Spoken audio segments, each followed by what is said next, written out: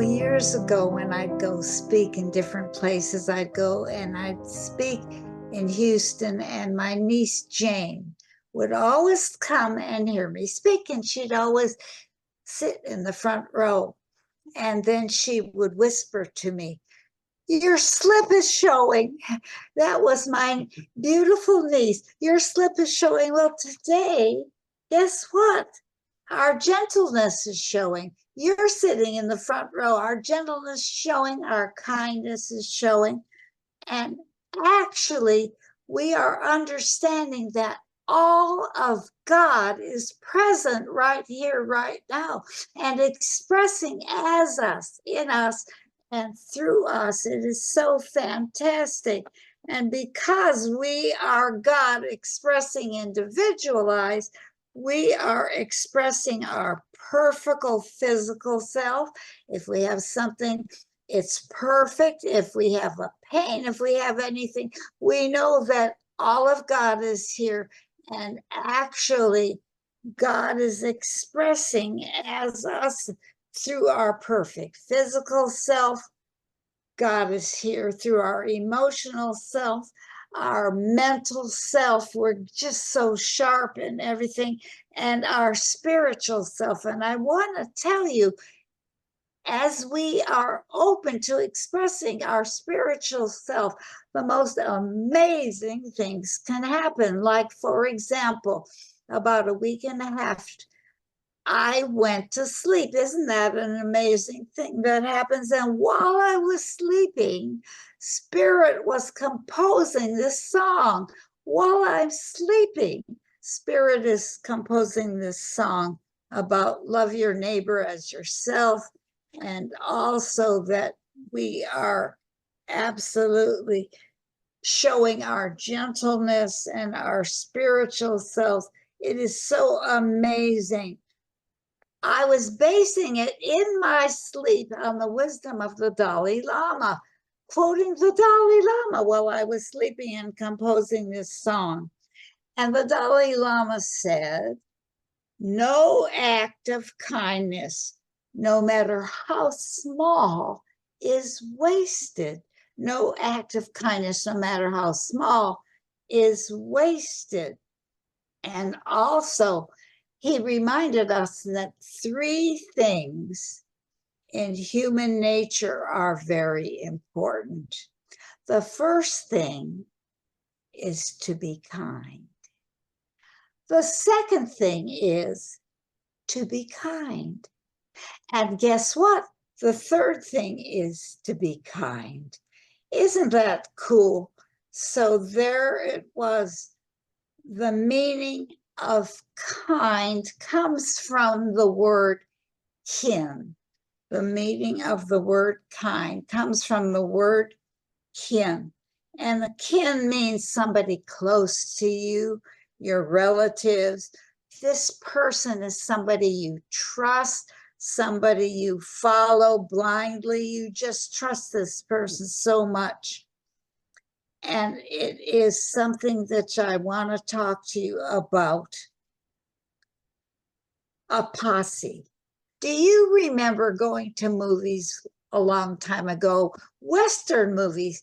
And so the sheriff would come in and he would show up and he'd be followed by his posse, a group of people that is his posse. And those were people he'd put like a medal on that they were part of his posse, and they would be supporting him. And so today, I want us all to think of our posse. Who is your posse today? Is it your family? Is it your friends?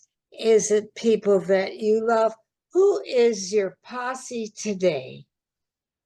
It is your group of people that you love so much, that support you, that wear that tag of posse. And what that posse does is it's help us remember that we are loved, that we are supported in our wildest dreams. And also we send love to our posse, and we send love to all of their wildest dreams. And it helps us know that we can go forth in the world and risk doing all kinds of scary things, things that lead to my deepest desires. I nurture these friendships today, and I'm so blessed and uplifted by giving and receiving love and kindness. It's so awesome because in this world that we have of stress and strife, kindliness and lovingness are understated. Such phrases as, hey, you're doing great, or another phrase is, I appreciate you, is something that we can do so easily, just going outside and looking at the colors, just absolutely saying something like that to somebody. For example, there was a girl, she was in college, but she constantly judged herself. She constantly judged herself. And so one day she was attending college and she was having lunch in the cafeteria. And so the chef in the cafeteria was giving her all kinds of food to everybody. And when this girl, who always judged herself, came up in the mind to get her food, the chef said to her, my, aren't you a pretty girl? Whew. And just hearing that uplifted her and healed her on the spot. Hearing that somebody said, aren't you a pretty girl? That reminded me of a time years ago. I was in a health food store and there was an older woman in there, probably in her 80s. And I kept staring at her. She was so beautiful. Anyhow, I approached her and I said to her, my dear woman, you are so beautiful. I just love looking at you. And the woman said to me, what did you say? I said, you're so beautiful. I just love looking at you. And the woman said, my goodness, it's been 10 years since somebody has given me a compliment. And so don't you hold back. You give compliments and love wherever you can. And we are called to be kind and show kindness and lovingness to one another. It can change lives. When I'm fully free of revenge, when I'm fully free of bitterness, then there's lots of room inside myself to always speak kindness and lovingness. And we can say things that, I love you. That's easy to say. We can say things at, hey, you did a great job today, on whatever you want to say to somebody. There's always room for kindness when we give up all those irritations and judgments we have about ourselves. You know, God puts people in our lives for a special reason. And so we can just say to them, hey, I'm glad to see you today. Imagine that, or we can just look around and bless all the colors in nature. Yes, indeed. So when I was researching this, meanings of gentleness and kindness, I came across a Buddhist monk. It wasn't the Dalai Lama, it was another Buddhist monk. And what he was telling his disciples was, this is what I want you to say every morning when you wake up. When you wake up, I want you to say these 5 things. And the first thing I want you to say is, I am grateful for this new day. I'm so happy I'm waking up with a new day. I am grateful for this new day, and I am present this day because I'm given another day. As the sun rises, oh gosh, I've got another day to enjoy life. Isn't that cool? That's the first thing he told his disciples to say when they're waking up. The second thing he told his disciples to say is, I embrace impermanence. Doesn't that sound like a Buddhist thing to say? I embrace impermanence. And what I do is I let go of self-judgment. I embrace impermanence. permanence. And that is so important because I can let go of attachment. A few weeks ago, I had somebody break into my apartment and steal a lot of things that I thought were so important. Like many years, I gave away all my possessions when I moved to Hawaii. That was something I did voluntarily.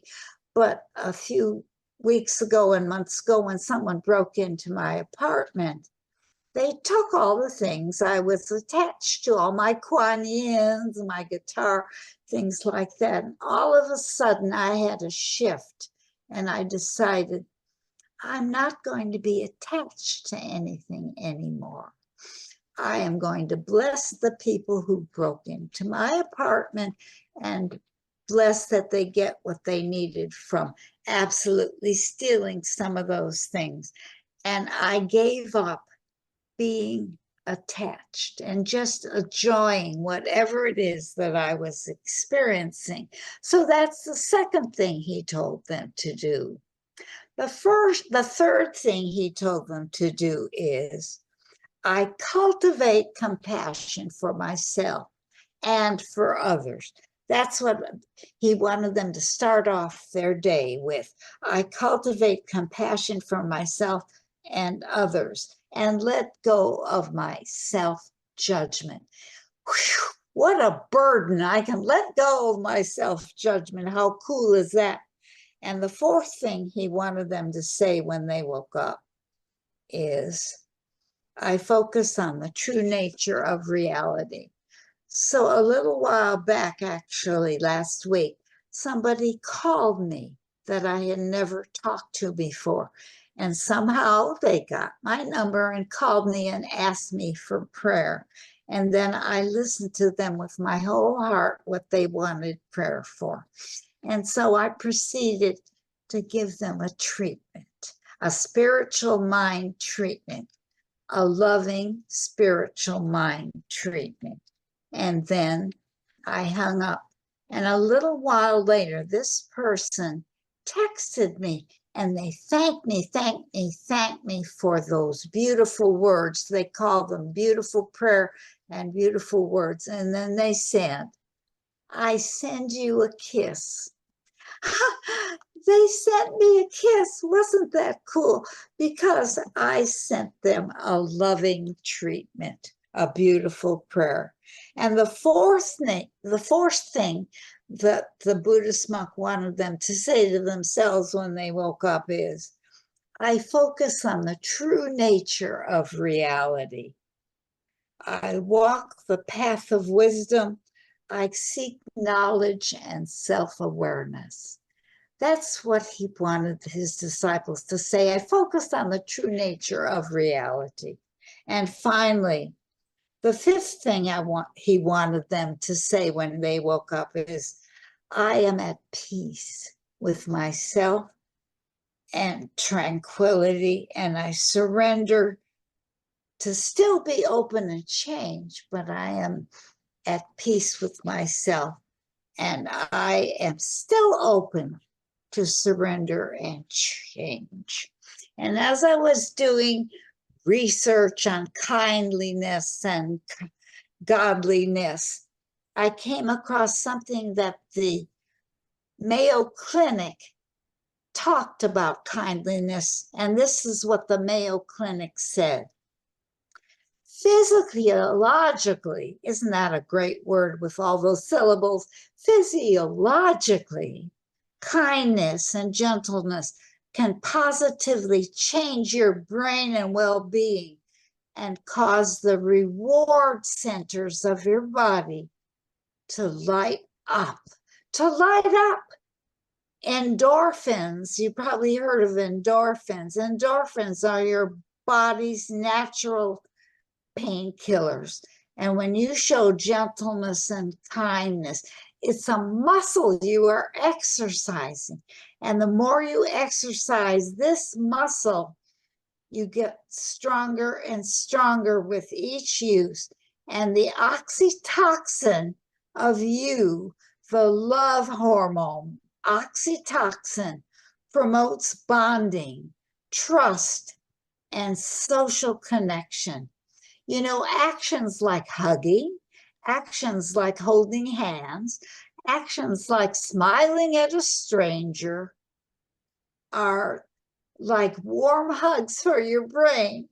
Smiling at a stranger gives you warm hugs for your brain. Isn't that an amazing thing? Our brain is being hugged, and it's creating a very, very positive loop, a positive feedback loop. Gentleness and kindness are beneficial for our health. It reduces stress. Isn't that fantastic? It reduces stress, it lowers our blood pressure, and it boosts our immunity just by kindness and loving gentleness. How cool is that? Years ago, Oprah, remember Oprah, who we love? Oprah was reading a book by Gary Zukav, and the book is The Seed of the Soul. And when she was reading it, the book said, here we are, your intention is one with the law of the universe. Gary Zukav was talking about your intention is one with the law of the universe. And your intention absolutely creates a reaction by having an intention.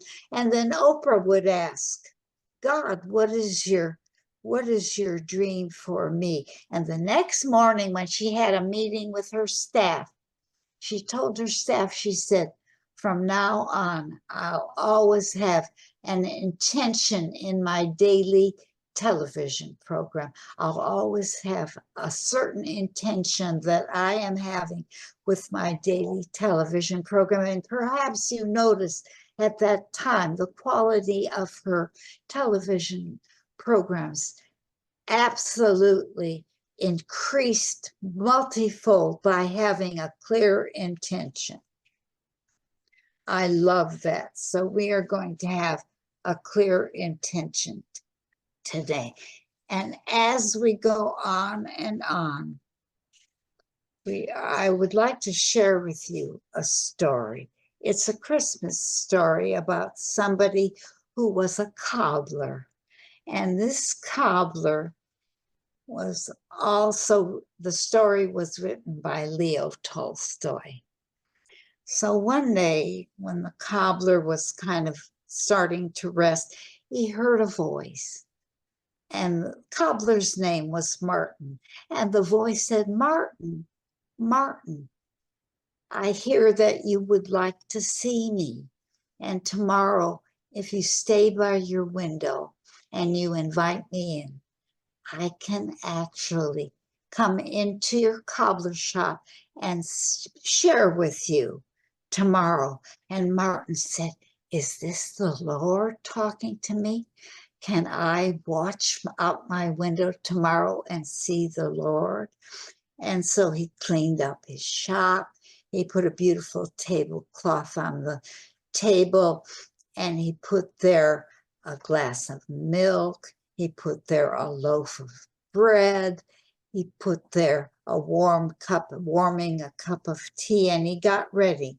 And that morning he started looking out the window. And the first thing he saw was actually this guy who was always sweeping the streets. And the guy was so cold, he was rubbing his hands and trying to be warm. And that touched, people called him Reverend Martin. That touched Martin's heart, and he opened the door and he said, come in, come in. And what he said to the street sweeper, please have a cup of tea and warm yourself. And so he shared his place with the street sweeper and gave him food. And then the street sweeper left, and Martin kept looking out the window for the Lord. The next thing he saw was a woman who looked very ill, and she was carrying a baby. She looked horrible, and that touched Reverend Martin's heart. He opened the door. Please come in, he said to the woman with her baby. And what he had created the day before, he had said to himself, if the Lord ever comes on this Christmas, and what I want to do is create the most beautiful pair of shoes for the baby being born. And it was white. It was a white leather, so beautiful, with a very silver buckle. He had put it on the top shelf in his shop. And so he invited the woman in carrying the baby, and she was just so sick and just needed something. And so he said to the woman, come in, and you're carrying this baby. Why don't you have any shoes for this baby? And she said, well, my husband is away, and so I don't even have a sou, which is money in French, to do anything to get shoes for my baby. And so Martin said, I have the perfect pair of shoes for your baby. And he went and took those beautiful, beautiful white leather shoes that he created, the best shoes he had ever made as a cobbler.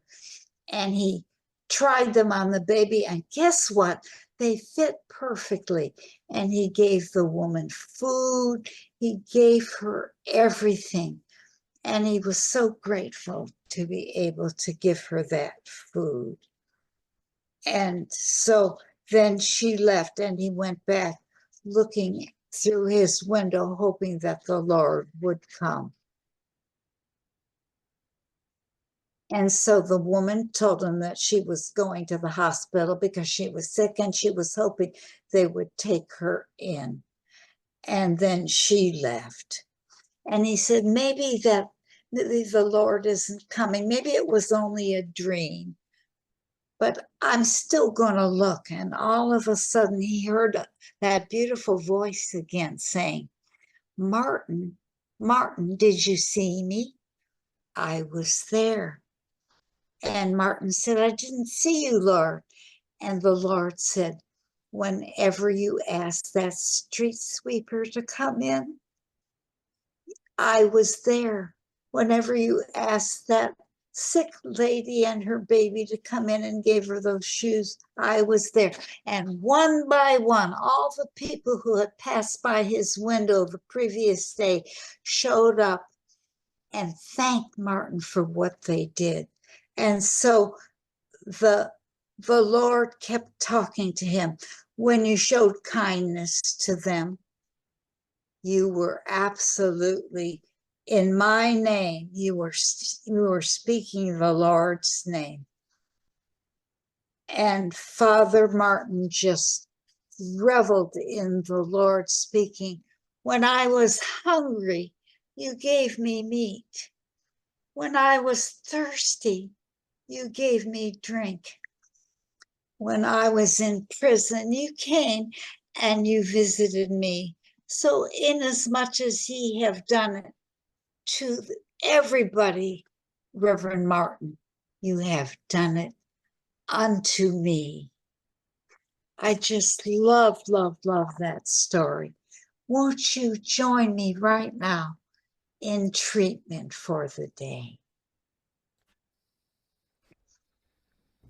Right now, all of God is present.